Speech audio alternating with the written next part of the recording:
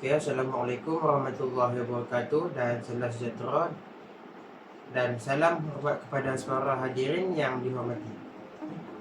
Ya, pada hari ini kita akan membincangkan tentang satu isu yang semakin kritikal dan melibatkan kehidupan kita semua, iaitu kelestarian alam. Apakah yang dimaksudkan dengan kelestarian alam? Secara mudahnya, kelestarian alam bermaksud tindakan menjaga dan mengekalkan keseimbangan alam sekitar agar ia terus dapat menyokong kehidupan manusia dan semua makhluk lain tanpa menjejaskan kemampuan generasi akan datang. Dalam dunia yang maju dan pesat dengan pembangunan teknologi serta ekonomi, kita sering terlupa tentang satu perkara yang sangat penting: alam sekitar kita.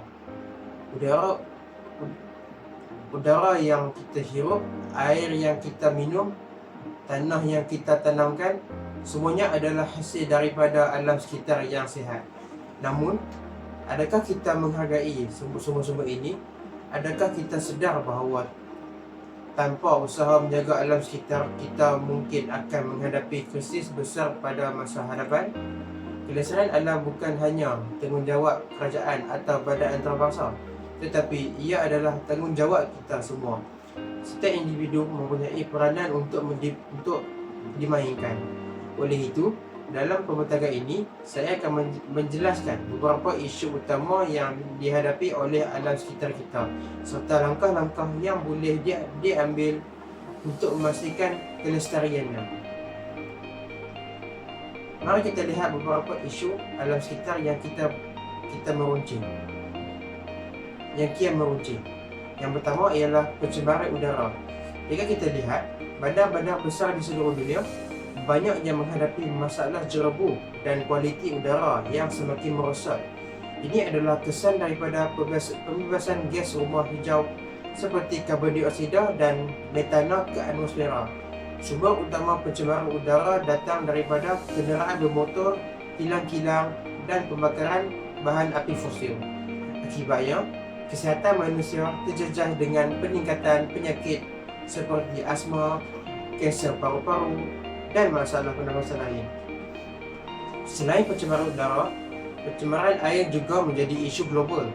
Menurut laporan, kira-kira 80% sisa industri dibuang ke sungai dan laut tanpa rawatan yang betul, menyebabkan pencemaran yang luas. Hidupan marine seperti ikan, penyu dan burung laut terjejas teruk akibat pencemaran plastik. Contohnya, penyu sering memakan plastik yang disangka obor-obor yang akhirnya mengakibatkan kematian. Bukan itu sahaja, manusia juga terjejas apabila kita memakan makanan laut yang tercemar dengan bahan kimia toksik. Penebangan hutan adalah isu besar seterusnya. Setiap tahun, berjuta-juta hektar hutan ditebang untuk pembukaan ladang kelapa sawit, pembinaan perumahan dan aktiviti pembalakan haram. Hutan adalah paru-paru dunia yang menyerap karbon dioksida dan melepaskan oksigen.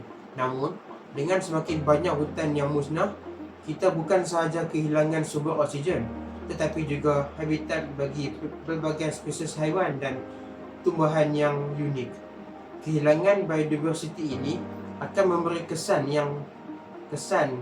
jangka panjang terhadap ekosistem kita. Akhir sekali, kita tidak boleh menafikan kesan besar perubahan iklim. Kenaikan suhu global menyebabkan pencairan glasier, peningkatan paras laut dan cuaca ekstrim seperti ribut, banjir serta kemarau yang lebih kerap berlaku.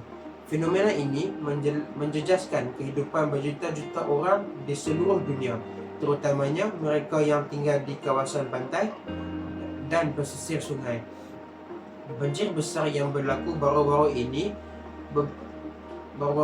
di beberapa negara adalah contoh jelas bagaimana perubahan iklim memberi kesan kepada kita semua. Meskipun cabaran-cabaran ini kelihatan sukar, masih ada langkah-langkah yang boleh kita ambil untuk memastikan kelestarian alam. Salah satu langkah yang paling mudah ialah mengamalkan kitar semula. Dengan mengurangkan sisa plastik dan memanfaatkan bahan seperti kertas, kaca dan logam, kita boleh mengurangkan jumlah sisa yang dibuang ke tapak pelupusan. Bukan itu sahaja, kita semula juga menjimatkan sumber asli seperti kayu, air dan tenaga. Selain itu, kita harus mula beralih kepada tenaga boleh diperbaharui seperti tenaga solar, tenaga angin dan hidroelektrik. Tenaga-tenaga ini bukan sahaja bersih tetapi juga lebih mempan dengan jangka masa panjang. Di beberapa negara, kerajaan telah mula menyediakan insentif kepada individu dan syarikat yang menggunakan tenaga hijau. Contohnya, pemasangan panel solar di atas bumbung rumah semakin popular kerana ia bukan sahaja mengurangkan bil elektrik tetapi juga membantu mengurangkan pelepasan karbon. Perhutanan semula adalah salah satu langkah penting yang perlu diambil. Dengan menanam semula pokok di kawasan hutan yang telah ditebang, kita boleh membantu memperbaiki ekosistem yang telah musnah. Pokok-pokok yang ditanam bukan sahaja membantu menyerap karbon dioksida, tetapi juga menyediakan habitat untuk haiwan liar, menstabilkan tanah dan mencegah hakisan. Pengangkutan juga memainkan peranan besar dalam pencemaran. Oleh itu, kita boleh memilih untuk menggunakan pengangkutan mesra alam seperti basikal, kenderaan elektrik atau menggunakan pengangkutan awam. Di negara-negara maju, basikal telah menjadi satu budaya dalam kalangan penduduk bandar kerana ia bukan sahaja mengurangkan pencemaran tetapi juga meningkatkan kesihatan. Sementara itu, penggunaan kenderaan elektrik semakin meningkat kerana ia menghasilkan sifar pelepasan karbon. Selain itu, kesedaran masyarakat perlu dipupuk. Banyak pihak termasuk kerajaan, NGO dan sekolah boleh memainkan peranan dalam mengadakan kempen kesedaran tentang kepentingan menjaga alam sekitar. Contoh, kempen gotong royong membersihkan sungai atau pantai boleh dianjurkan secara berkala. Pendidikan di sekolah juga penting untuk mendidik generasi muda tentang pentingnya kelestarian alam. Setiap individu memainkan peranan penting dalam menjaga alam sekitar. Sebagai individu, kita boleh memulakan perubahan dari diri sendiri dengan melakukan amalan-amalan mudah seperti membawa beg kitar semula semasa membeli belah, mengurangkan penggunaan botol plastik sekali pakai dan membuang sampah di tempat yang betul. Amalan-amalan kecil ini mungkin nampak remeh, tetapi jika dilakukan secara beramai-ramai, ia boleh membawa impak yang besar. Masyarakat juga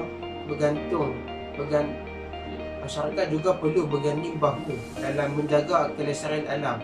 Sebagai sebuah komuniti, kita boleh mengadakan aktiviti-aktiviti seperti program penanaman pokok, gotong royong membersihkan taman-taman awam dan mengadakan bengkel kesedaran alam sekitar. Melalui kerjasama, kita boleh mewujudkan satu budaya yang menghargai alam sekitar sekaligus mengurangkan kerosakan alam sekitar. Sebagai kesimpulannya, kelestarian alam bukanlah satu pilihan tetapi satu keperluan.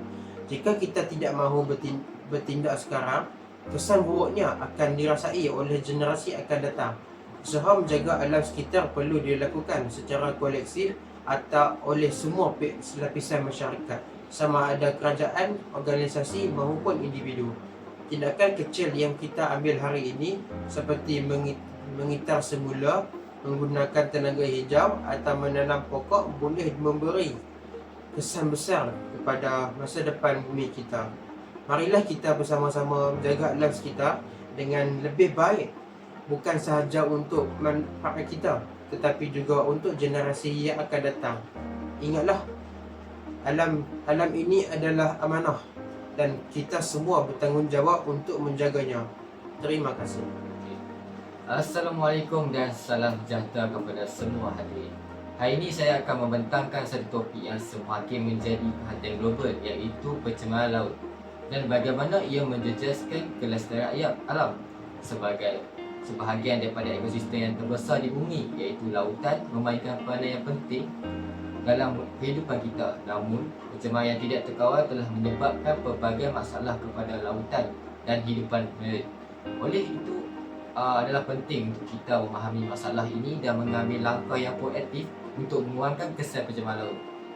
Okey, antara punca pencemaran laut ialah laut sering dianggap sebagai tempat untuk membuang sampah. Terdapat beberapa bentuk pencemaran yang menjejaskan lautan, tetapi yang paling ketara ialah pencemaran plastik. Plastik yang tidak terurai dengan mudah sering berakhir di lautan kita. Sisa plastik ini seperti botol air, beg plastik dan pembungkus makanan menjejaskan ekosistem laut secara langsung kerana ia boleh merangkap hidupan marine atau disalah anggap sebagai makanan. Hidupan laut seperti penyu, ikan dan burung laut terancam kerana plastik ini boleh menyumbat sistem pencernaan mereka. Bagi meluaskan lagi lensa pembincangan, tumpahan minyak akibat kemalangan kapal atau aktiviti perindustrian juga merupakan salah satu punca pencemaran yang serius. Minyak yang tumpah ke laut menyelimuti permukaan air, menyebabkan kehidupan laut sukar bernafas dan menghalang sinar matahari daripada menembusi air yang mengganggu proses fotosintesis dalam tumbuhan laut. Kita boleh terbang dulu. Okey, saya akan pergi ke kesan. Okey, kesan daripada pencemaran laut ini sangat meluas. Pencemaran bukan sahaja menjejaskan kehidupan marine, tetapi juga manusia. Apabila kehidupan seperti ikan, udang menelan bahan pencemar seperti plastik dan mikroplastik, ia boleh masuk ke dalam rantai makanan manusia. Akibatnya, kita yang bergantung kepada makanan laut boleh terdedah kepada bahan kimia bahaya yang boleh menjejaskan kesihatan kita. Pencemaran laut juga menjejaskan sektor pelancongan. Pantai yang kotor dengan sampah dasar dan tumpahan minyak bukanlah tempat yang menarik untuk pelancong. Ini memberi impak negatif kepada negara-negara yang bergantung kepada sektor pelancongan sebagai sumber ekonomi utama. Secara keseluruhannya, pencemaran laut memberi kesan negatif kepada alam sekitar, ekonomi dan kesihatan manusia. Okey, itu. Namun, ada sinar harapan. Banyak pihak kini sedar tentang keseriusan isu pencemaran laut dan telah mengambil pelbagai langkah untuk mengatasinya. Di peringkat global, negara telah menandatangani perjanjian antarabangsa untuk mengurangkan pencemaran plastik di lautan. Sebagai contoh, kempen pengurangan penggunaan plastik semakin meluas dan banyak negara telah melarang penggunaan beg plastik sekali guna. Selain itu, pemantauan kapal dan aktiviti perindustrian di laut semakin diperketatkan untuk mengelakkan tumpahan minyak. Peralatan dan teknologi moden kini digunakan untuk membersihkan minyak dengan lebih cepat dan sekaligus mengurangkan impak terhadap ekosistem laut. Di peringkat individu pula, kita boleh memainkan peranan dengan mengurangkan penggunaan plastik, meminta semula dan tidak membuang sampah ke sungai atau laut. Kesedaran ini perlu disebarkan di kalangan masyarakat agar semua pihak dapat sama-sama menjaga kelestarian laut. Kesimpulannya, pencemaran laut adalah isu yang meluas dan memerlukan tindakan segera daripada semua pihak. Laut adalah sumber kehidupan yang tidak ternilai. Oleh itu, kita semua bertanggungjawab untuk menjaga dan memeliharanya daripada terus tercemar. Dengan kerjasama antara kerajaan, NGO dan masyarakat, kita mampu memastikan laut yang bersih dan sihat untuk generasi yang akan datang. Sekian, terima kasih. Baiklah, kembali pula bersama saya. Dan pada hari ini saya akan membincangkan tentang kelestarian yang spesifiknya ke arah pencemaran di tanah. Baiklah, mengikut kajian, hampir 1,500 kes pembakaran terbuka yang direkodkan di Malaysia, dan yang paling tertinggi di tangga pertama ialah negeri Selangor dengan kes 221. apakah kesan yang kita boleh perkatakan terhadap pembakaran terbuka ini? Kesan yang pertama sudah tentulah pencemaran udara. Pencemaran udara seperti jerebu dan pelbagai akan menyebabkan pelbagai masalah kesihatan lain yang seperti mana Haikal telah nyatakan tadi, sepertinya asma, tuberkulosis dan pelbagai lagi. Perkara ini boleh mengancam kelestarian dan kemaslahatan manusia dan boleh menyebabkan satu impak negatif kepada masyarakat. Selain itu juga, pembakaran terbuka ini boleh menyebabkan kematian flora dan fauna.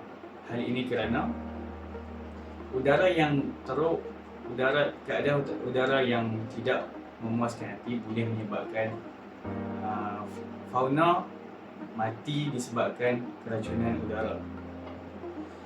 Selain itu, terdapat beberapa cara mengatasi adalah sepertinya mungkin orang setempat ataupun masyarakat setempat bolehlah melaporkan kes-kes pembakaran terbuka kepada pihak yang bertanggungjawab. Seperti contoh kes pembakaran terbuka yang tidak terkawal ataupun tidak diawasi. Perkara ini boleh menyebabkan kepada kes yang lebih berlarutan seperti pembakaran yang lebih besar dan boleh melepaskan kes-kes yang lebih banyak. Selain itu, kes penebangan hutan juga merupakan kes yang kian meruncing di negara kita dengan dicatatkan 137 kes penebangan hutan di negeri Kelantan pada tahun 2022. Hal ini amatlah merisaukan kepada kita, rakyat Malaysia dan rakyat-rakyat yang akan datang, kerana antara kesan penebangan hutan ialah memusnahkan tempat tinggal fauna yang pelbagai. Seperti contoh, kita menebang hutan, pelbagai flora fauna lain akan turut terjejas disebabkan kehilangan tempat tinggal, kehilangan sumber makanan yang terusnya membawa kepada kepupusan flora dan fauna. Terdapat pelbagai cara untuk kita mengatasi masalah ini adalah seperti contoh peraturan kerajaan yang boleh diperketatkan. Sebagai contoh, kerajaan boleh membuat akta yang lebih ketat tentang penebangan hutan secara haram dengan hukuman yang setimpal, supaya penebang hutan yang secara haram akan lebih berjaga-jaga dan mengelakkan daripada melakukan penebangan hutan secara haram dengan lebih berleluasa. Selain daripada itu, kita juga sebagai contoh pihak sekolah ataupun mana-mana tempat lain, tempat pembelajaran yang lain, pendidikan yang lain, boleh kurang menggunakan kertas dan beralih kepada penggunaan alat digital seperti iPad, komputer, tablet dan pelbagai lagi. Perkara ini dalam masa yang sama dapat mengurangkan permintaan kertas dan juga dapat mengurangkan penebangan hutan secara berleluasa. Sekian, terima kasih kepada kami. Terima kasih. Okey, itu saja daripada kami. Saya berharap pembincangan kami dapat memuaskan anda semua. Okey, terima kasih. Boleh lah. Keji. Keji.